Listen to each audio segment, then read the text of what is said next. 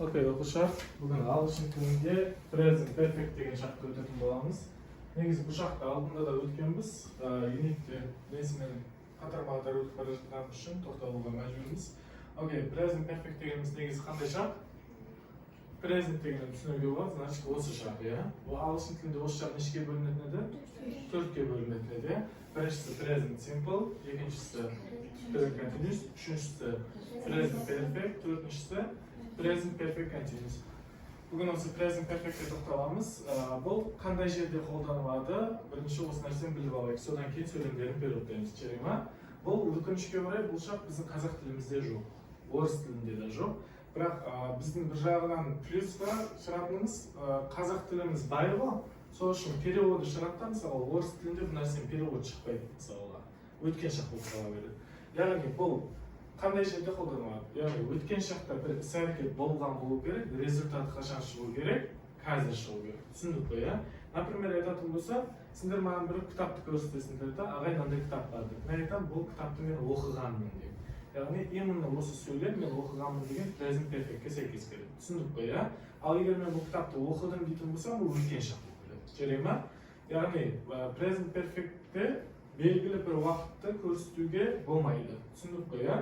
Просто істегенмін, көргенмін деген сияқты. Немесе бір-бірімізге TikTok'тан, Instagram'дан видео жібереміз ғой, айтамыз ғой, мен бұл видеоны көргенмін дейміз ғой, сол нәрсе тоже present perfect'ке толып келеді. Неге? Өйткені анық емес, бірақ не болып жатыр? Результатын қашан шығарып жатыр? Қазір шығарып жатыр. Түсіндік қой, иә? Окей, сонымен present perfect. Мына жерде айтып жатыр, I've cleaned my shoes. Яғни shoes дегеніміз не? Аяқ киімдер. Яғни мен аяқ киімдерімді не қылғанмын дейді? Тазалағанмын, иә? Қашан тазалағанын айтып жатыр, результатын қашан шығарып беріп жатыр? Қазір шығарып беріп жатыр, иә? Окей. Мысалға, мына жерде жай ғана to be сөйлем, иә? His shoes are dirty. Не деп жатыр?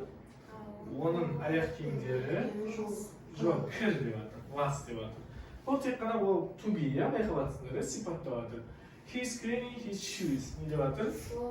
Өзінің аяқ киімін не деп жатыр? Тазалап жуып жатыр, иә? Енді бұл present continuous біздер білетін, иә, ing-мен. Ал енді present perfect'ке келеміз. He has cleaned his shoes. Яғни ол өзінің аяқ киімін не қылған? Тазалаған. Қазақ тілінде present perfect'нің аудармасы мынандай жалғауларға сәйкес келеді. Ған, ген, кен деген сияқты. Түсіндік қой, иә? Окей. They're at home. Не деп жатыр?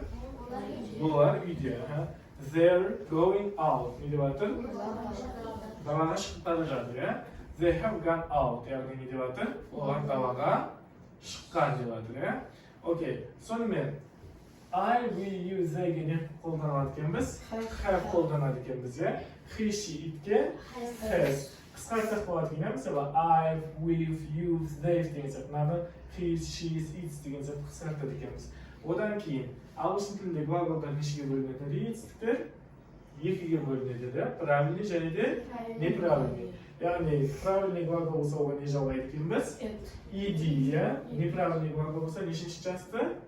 Үшінші часты қолданылады екен. Түсіндік қой, иә? Окей. Астында тағы да бір-екі сөйлемдер бар. Бірге оқып беріп тапсырайық.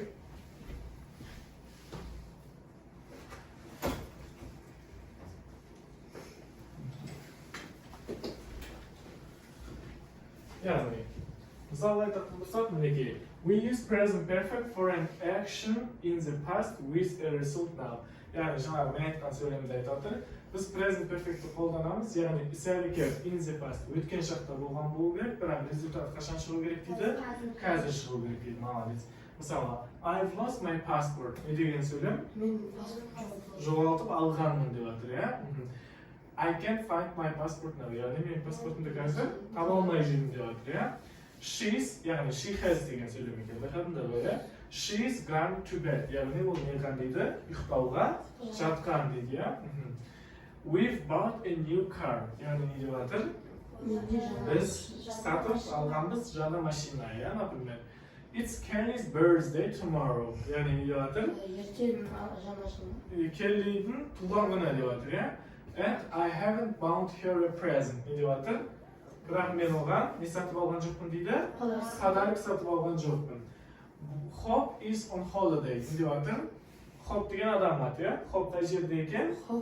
Демалыста. Oh, where has he gone? Яғни Ол қай жерге кетіп қалған? Are they still having dinner? Не деп жатыр? Олар әлі кешкі ашты ішіп жатыр ма? No, they finished. Яғни олар не қылды? Аяқтаған жеп болды. Яғни таблицаға қараймыз. The past participle of regular verbs is ed. Яғни past participle.